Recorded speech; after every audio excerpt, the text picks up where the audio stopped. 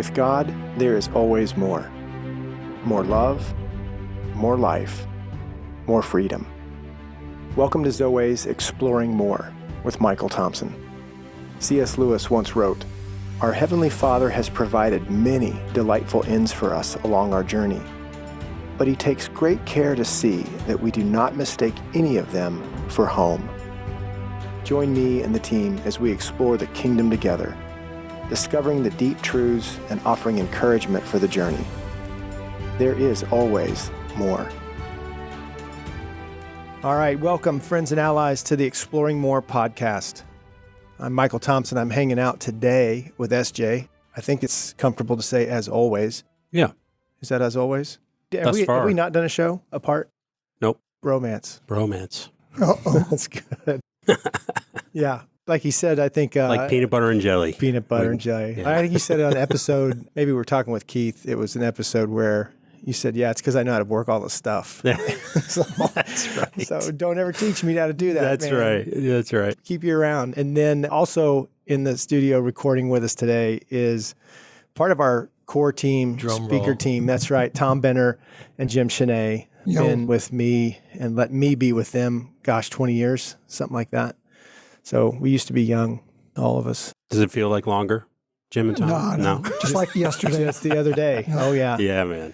Yeah. Tom was one of the first, I don't know if you know this, actually. He was one of the first guys. So Jim connected me with Tom when we were kind of taking Zoweh into kind of marketplace initiatives. Tom still has a business as a company. So Tom was like, yeah, they can try it on me and my guys and stuff. So it was a blast. It's funny. I was visiting Tom's office last week and he was telling me the story of that first interaction. Yeah. He's like, yeah, they came in, they had VCR tapes. That's right, man. They were showing. We were wheeled a TV in on a cart. So how did all that work without Scott being there? Well, look how different Tom is. It worked. Yeah.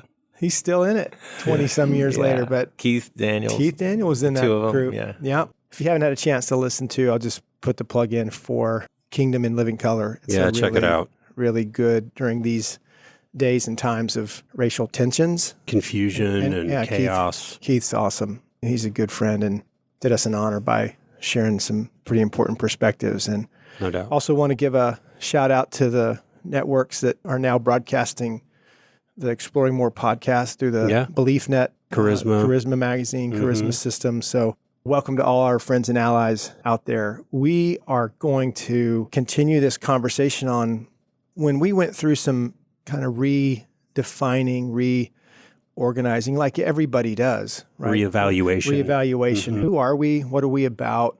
These 4 pillars came up. So this is a part of the 4-pillar series. And we realized that in the last decade, these were the things that stayed very true in our conferences and things we were writing.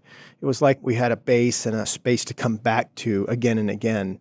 And so the 4 pillars, we thought it'd be worth talking about this stuff. Yeah, we started talking about it back in February, actually. We led off with the first pillar and what we consider to be the most important one, which is intimacy, oneness, and connectedness with God. Everything leads back to that. Mm-hmm. And then we kind of got a little bit hijacked in terms of being able to record in the studio and whatnot. So if you haven't listened to those first episodes, listeners, go back and check those out and then come back to us here. I think it really does matter. You've got to hear us talk about, and we're going to do a little bit of a recap here today, but it really is important to understand our perspective in that intimacy with God. I mean, it's tied to everything else. It's the headwaters. Yeah. Let's talk about that. So that pillar, kind of a cornerstone, I think you said at one time, SJ, this really is the most important part of Zoweh. It's the most important part, we believe, of the Christian life. It's what we were made for. Intimacy, oneness, connectedness with God. And so we're at rest, we're at home when we're experiencing that. When was that for you guys? I think as we got a chance to share a little bit, and we can recap some of this too, SJ, but when was that elevated for you? When did that become, that's it? That's the more. That's the key to it. Maybe we couldn't have said it that way, but somehow our hearts went thump. That lands true. I feel like I lived a good portion of my life believing that God was very involved at the beginning and he'll be very involved at the end. But kind of in the middle, he's sitting back with his arms crossed, kind of watching what's going on, but not very involved. And I felt like I knew he was there, but I didn't really experience him. It was the experiencing God that made the difference for me. And that really came with this message that he designed us to experience him. Yeah. To live with him. I love that you brought that up. That's a word that is in the website form of this, but it has to be in the conversation of this experiential, experiencing God. Right. I mean, intimacy is an experience. It's an encounter. It's an enjoyment, right? It's a connectedness. And I think, Jim, I agree. I knew that God loved me from all the Bible verses and the brochures and the songs. And that's a good thing. It's really a good thing. But to encounter that for yourself and to feel his love, right? Anybody that says love's not a feeling has kind of got one side of the coin. It is. It can be true that way, but it's more. It's an experience. It's an encounter. And I think that's when we're starting to move into this grand territory that you're talking about, Jim, that we all have experienced in feeling, experiencing, enjoying God's I may love. have acknowledged that love was a feeling, but I didn't acknowledge that it was a very important feeling.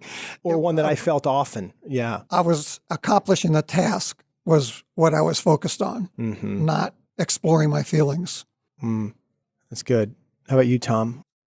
Harkening back to when we started this series, I shared a story of my first real encounter with God. And starting in my last few years of high school and into college, I started to have an orientation towards spirituality. I wanted to know who I was, who's God, how does it all work, and how many avenues you have available to go down. So I started exploring a bunch of them. But for me, this idea that God is real, not only real, but you can experience him physically, whether it's just a sensation in your body or an inspiration that he would give you or an understanding or an insight. So mine was, I experienced God for the first time when I came to faith in Christ. And it was very unexpected and very life-changing because it convinced me without any doubt. Number one, this is real. There is something, someone much, much greater than me and anything I've ever experienced before that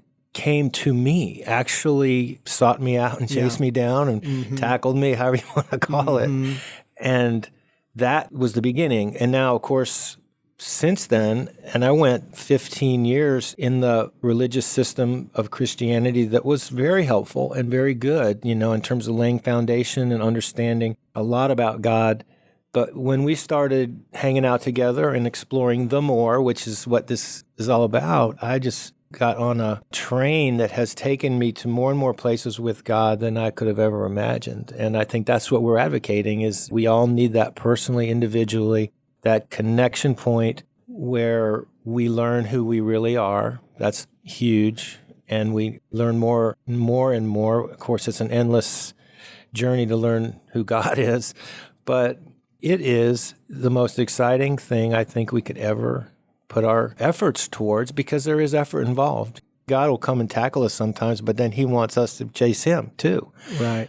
We've been doing that and sharing our stories with each other, and so hopefully we can share some more of those and what that has looked like as we've gotten freer and freer from our past, our stories, our woundedness, stuff, our unChrist-likeness that the world has molded us into, and we're figuring out ways of cracking out of that shell and getting free, and we love it. That's good. We love talking about it. I think of the time I first came and heard the three you guys speak.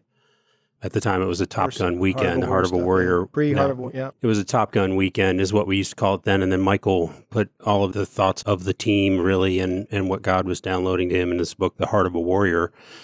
And so we changed the name of the weekend to that. But I remember the first weekend I went, and all three of you were speaking there, and some other team members too. Jay Stott was offering too.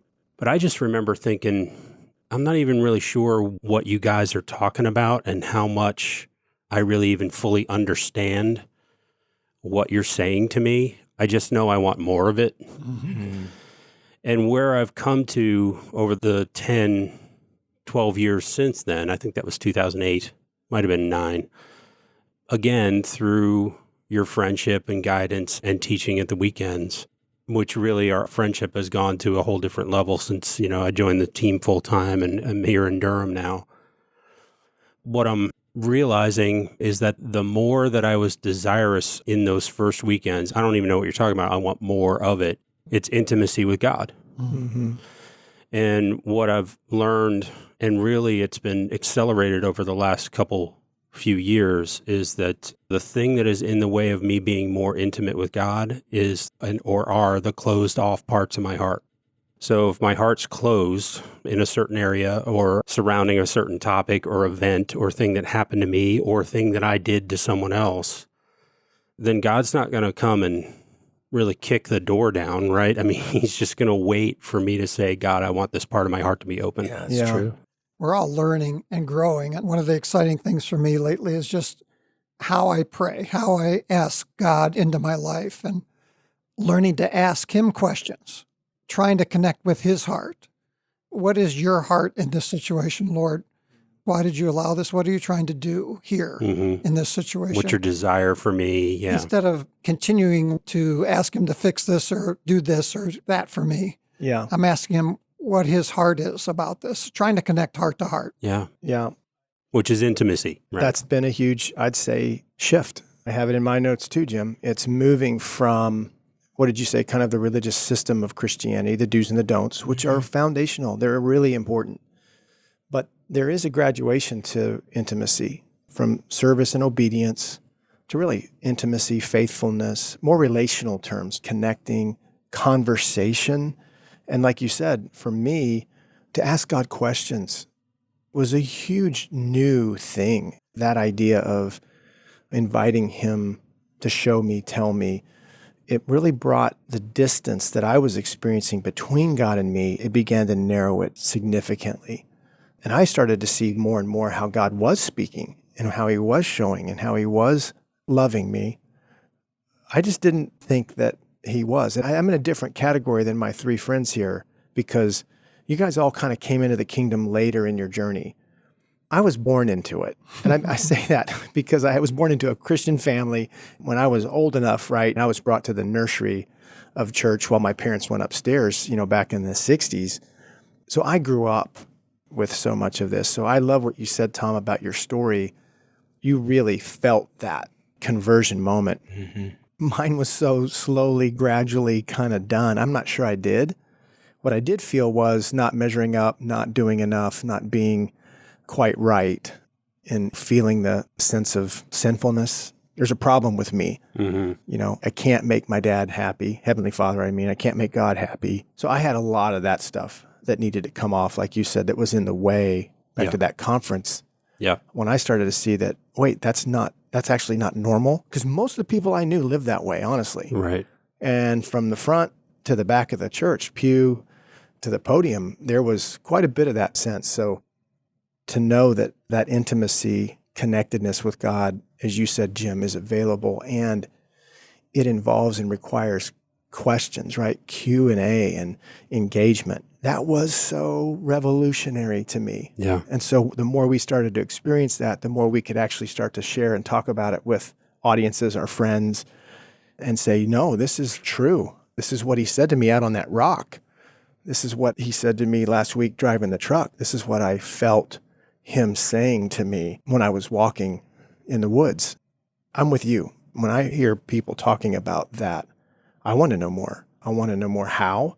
Is it something that I can increase the percentage, swing the odds my way? If this is the real offer, where's the line I need to get in? Right. Because who doesn't want more loving kindness from their Father, their Heavenly Father? Why wouldn't you want more than that? I'm with you. That's good. Yeah. And there's been some other authors that I think we've learned who wrote about this stuff. One of my favorite books was Brent Curtis and The Sacred Romance. Sacred Romance, yeah. But there's some others. Who else would we send our friends and audience to who write about this? Some of the scholars. Yeah. Intimacy with God. Mm-hmm. Thomas Keating would be one I would always point people to. Mm-hmm. Based on this subject, we were listening to the Richard Rohr podcast a couple weeks ago, and one of the things he said is that our knowledge of God should be participatory. So, that's right up what we're talking about. experiential. Yeah. Henry Nouwen writes extensively about this. I know some of my brothers out there are going, man, I don't want another book to read. Give me something to listen to, right? So go to YouTube and look up Graham Cook. I would say he's one of my favorites right now to listen to in that regard. Yeah. So it's not new. I mean, we didn't invent this. There's other believers who have written about it. I honestly think the disciple John knew a lot about this. Probably. And writes about it. And it has some warnings and be careful. But I think John knew Jesus and therefore knew God in an intimate way. I think all the disciples did. It's like we're playing cards and you just threw down the trump card and said, well, those authors are great, but what about John the disciple? Yeah. Oh, yeah. Yeah. And those are good. So the intimacy, oneness, connectedness, that pillar, right? Back to SJ, this idea, I think you first said it. This is really a cornerstone for us. When we come back from the break, we're going to shift gears. And now I think we can talk about orientation and what that pillar looks like. We'll be right back. Hey listeners, SJ here. Just want to tell you about a couple of upcoming events we have. We're doing 2 Heart of a Warrior Encounter weekends this fall. The first one is in Underwood, Indiana at the Country Lake Retreat Center, Thursday through Sunday, August 20th through the 23rd, 2020. And then the other one is at Young Life Trail West in Buena Vista, Colorado, Thursday through Sunday, October 15th through the 18th, 2020. During these Heart of a Warrior Encounter weekends, we have 3 main objectives. We want to help a man get his heart back, teach him how to fight, and show him where the battles are. Join the squadrons of men who are hungry and thirsty for more. The kingdom needs more men who know what it is to walk deeply with God. Come join us and be one of the men who is seeking and finding more. Visit zoweh.org/events for more information. All right, welcome back to the Exploring More podcast, hanging out with SJ, Tom, and Jim, and we're talking about the 4 pillars, kind of revisited the cornerstone, intimacy, oneness, connectedness with God. And now let's revisit a little bit SJ, orientation and the importance of what does it mean to be an oriented man?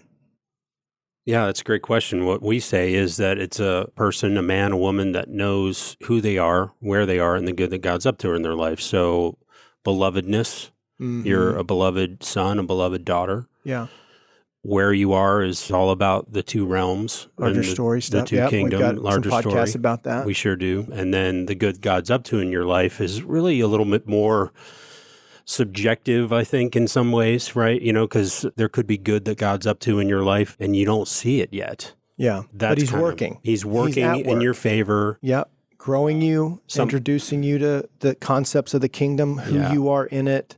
I mean, that's all in that category. Healing, training, initiation, validation. These are all no doubt parts of the cement of this cornerstone. One of the things that I heard you say one time, I think it was you, Michael, at the weekend, was when there are circumstances in your life that are not God's will, he will deploy his way.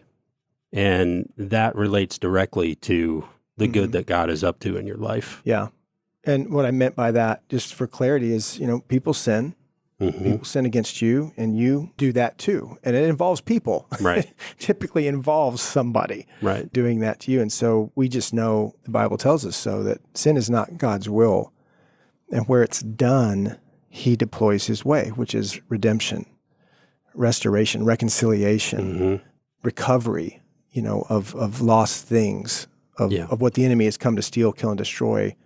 We know that God's intention and his way is to bring goodness back. And so that's what we meant when we shared that perspective. So friends, let's tell some stories. What does this look like? Orientation. When was a time that either started for you or maybe even really recent? When's a time that this idea served you well, where you recognized, what's that old Farmers commercial? We know a thing or two because we've seen a thing or two. Yeah, the experience, you've experienced this to some degree, and it actually encouraged you or comforted you. Yeah, I'm not what I used to be. I see this now. I'm starting to see this Or I have seen this, and I'm seeing it at a deeper level. What do you think, Tom? The beginning point that I can really jumps up in my mind immediately for this journey for me was really a weekend similar to what we do at the Heart of a Warrior, where we have a session where we talk about the wounds that we've all encountered and been victims of, so to speak. That was one of the most orienting things to me, to actually get an identification of moments and experiences that really formed me and caused me to make certain, what I would call policy decisions for my life. This is how I'm going to, I like that. I'm going this way. I'm going to be this guy. It's not even so much conscious as just slowly forming. You learn, if I do that, it didn't work. I got embarrassed. I said something stupid. And so now I'm going to be very calculated in what I say and do. And learning about ourselves, our false self, our formed self is so foundational to orientation, because one of the big key coordinates is knowing who you're not. Oh, no doubt. That will point us to what we became. And also the false self session that we do, where we discover how am I hiding? What am I proving? Those kind of areas. So as we started to explore all of that, for me, I discovered that I was a very shy, withdrawn person. And the reason for that was more just to avoid being embarrassed, avoid reaching out to someone and being rejected. So this fear of somebody rejecting me was pretty core. And, as we tell stories throughout these sessions, I can tell you I'm a different person today because of the work that we've done together, all the places we've gone and all the explorations and all the conversations. When I started to understand what caused that, and I did some of the hard work of going back into those stories and forgiving and asking questions, and then seeing it pop up in my life here in different circumstances, it's been so freeing to know that it's so much reduced. It's so less. It's not part of who I am or who I identify with anymore.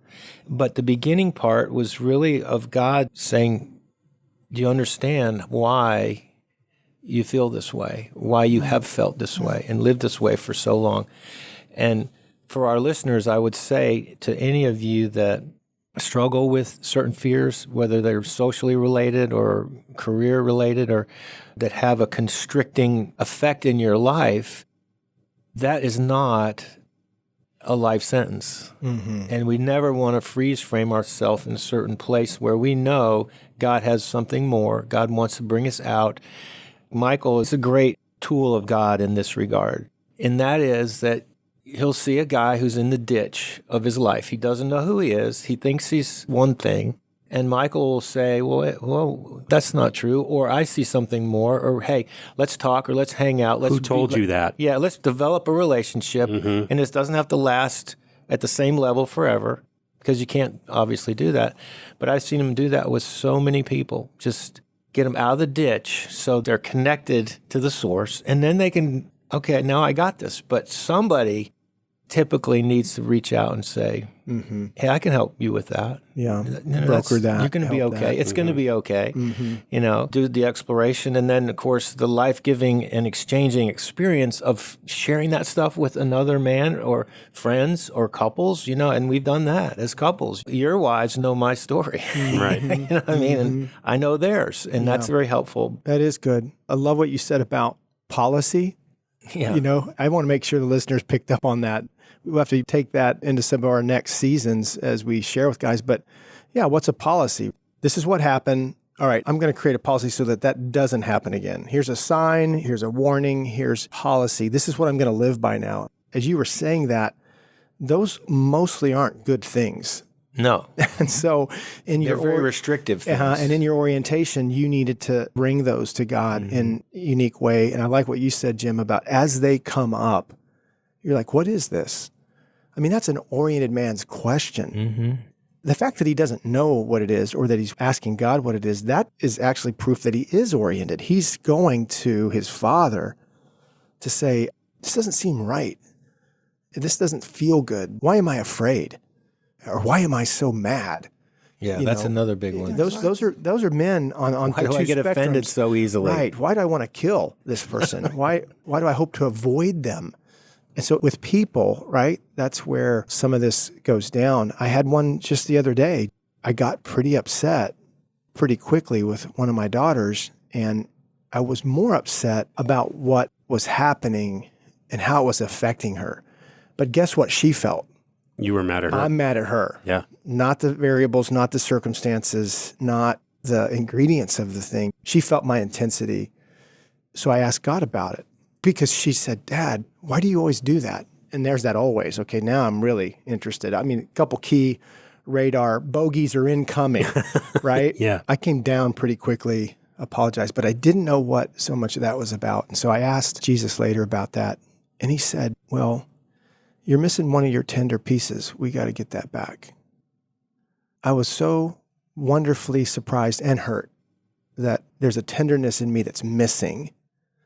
Now I'm on a quest with him. Well, where is it? Where is it locked away? Are there batteries for this? Can you just plop them in? Yeah. Is it behind a locked door somewhere? Right. Yeah. And I think the answer to that kind of is yeah. Yeah. So you've said it before, like this kind of training, you go, so we're going to find a tender place so I can be more tender. Yay. It's kind of like, but I want that. In my heart of hearts, I do too. Yeah. I don't want that frustrating guy, that thing coming up and people in my family or my friends misunderstanding. That's not good.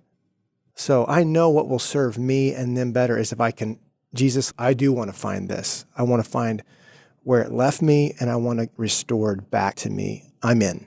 Yeah. And that's back to this orientation, who I am. I don't want a piece missing.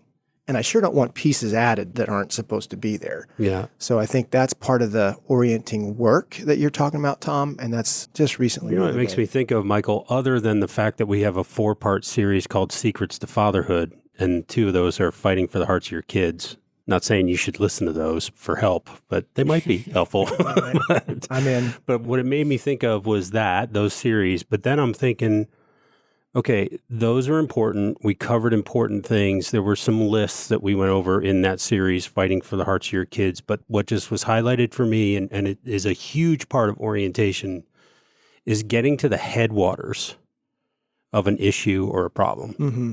You can, and I've done this, I would say with certainty, every person has done this at one point or another, just kind of tried to white knuckle their way to what they're supposed to be. Like, you're supposed to be more tender with your kids. So I'm going to, white knuckle it and make it happen somehow and try to follow this list of ways to be tender. Yeah. Read books that I heard about at church or read in a book or heard on Oprah or whatever. But that never lasts. It has never worked for me long term, the white knuckle thing. Even though I've attempted to do it long term, it never really worked. But getting to the headwaters, starting with intimacy and oneness and connectedness with God so that I can dig into these locked away pieces of my heart and become more oriented to my own heart and what's going on there. Mm-hmm. I agree. More information. I really don't need it at this point. I could read some books on it and listen to some speakers on it. What I know is where I'm at with this one is walk with God. Mm-hmm. Now, he may bring some more information, but I don't need to be sold that I need more tenderness. I'm in. I get it now. I see it. Definitions are helpful and stuff, but like you're saying, they only take you so far. This is something that I need recrafted and realigned in me. Yeah, gaining more and more orientation has allowed you to be able to see that the way you saw it. Jim, what do you got? Where I have my most tender, meaningful communications with God seems to be on my walks. You just mentioned walking with God. I'm talking about literally walking with God in the morning. And that's where I've often received orientation.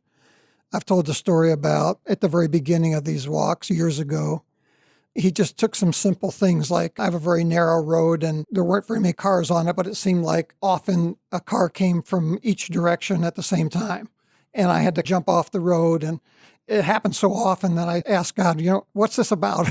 What are you trying to show me there? And he simply said that I just want you to know there are no coincidences. And I laughed and said, oh, yeah, okay, that's cool. And it kept happening. So I kept asking him, and he kept saying there are no coincidences. So I started to think, what is he talking about? What coincidences in my life am I missing? So it would be something like when my wife said this yesterday and I got upset with her, was that a coincidence that she said that? Or when I was frustrated about something, Was that something, a coincidence in my life, or is there something there that God is trying to teach me? And so we had some just wonderful conversations about that, and orienting happened for me, to me, while I was doing that. And it happened so often. I, at the end, just laughed and said, God, I get it. I get it. There are no coincidences. And I said, why do you keep showing this to me? And I could visualizing him laughing and saying, I just wanted to let you know that I love you. That's all. Back to the intimacy and connectedness. So the orientation and the intimacy are so deeply connected to each other. There's a component you're talking about, Jim, of experiencing it, feeling it, right eyes to see, ears to hear.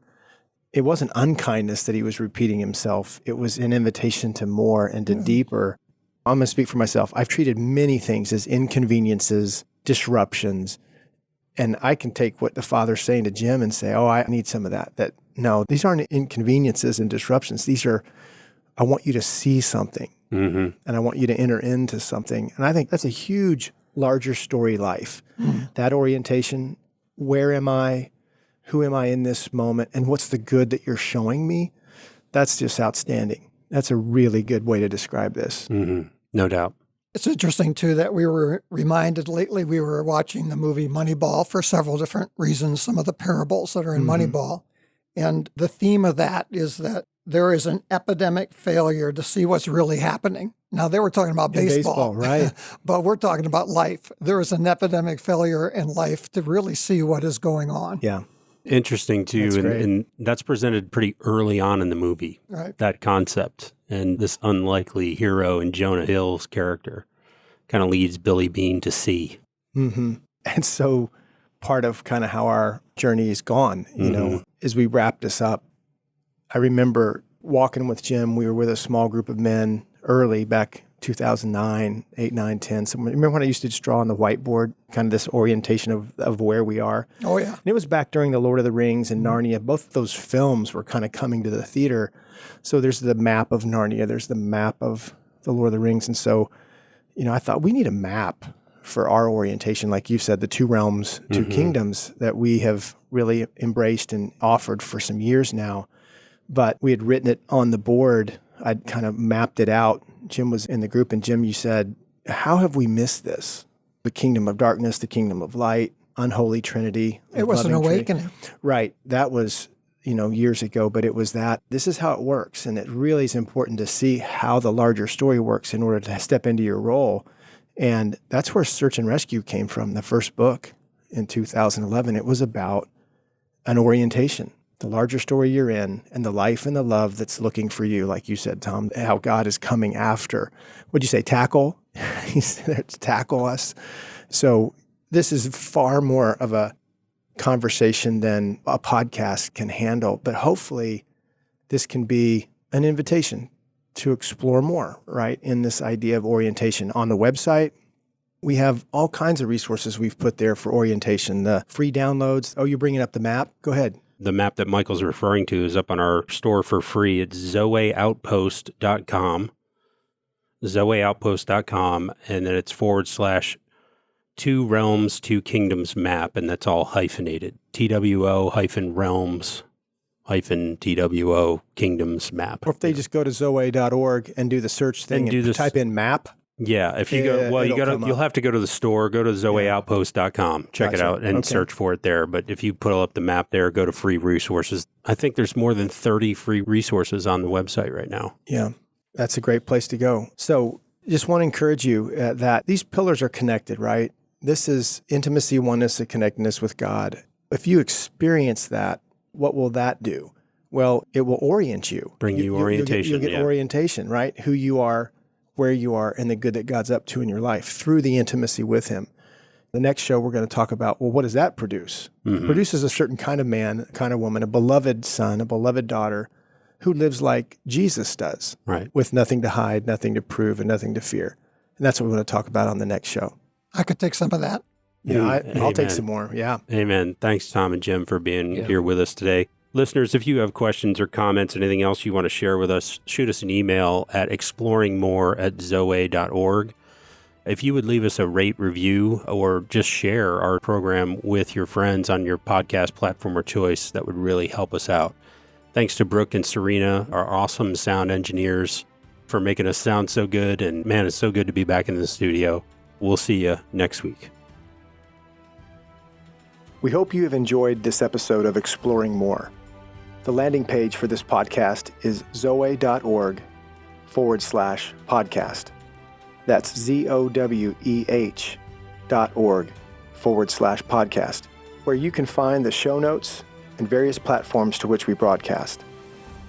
You can also find us and the Life of More by visiting Zoweh on YouVersion Bible app, Right Now Media, our Facebook page, and Zoweh on Instagram and Twitter. Remember, with God there is always more, and you were made for more.